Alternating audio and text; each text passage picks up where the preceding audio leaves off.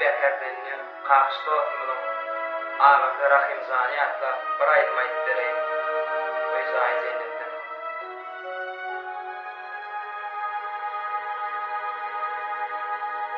Yatlayan yaşlıkta etin dostlarım, yaşayaman dimen yamana yanşı.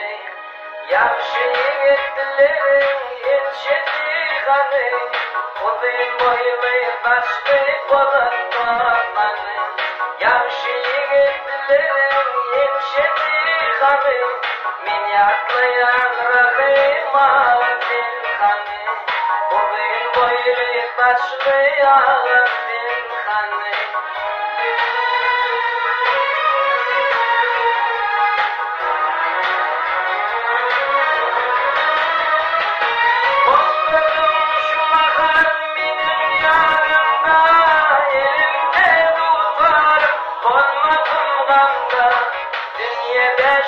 Geçirdi dünyadanda, men yaklayan dünyaların kanı. Dünya 5 gün geçirdi dünyadanda, men yaklayan dünyaların kanı. Men yaklayan rahim ağabey kanı.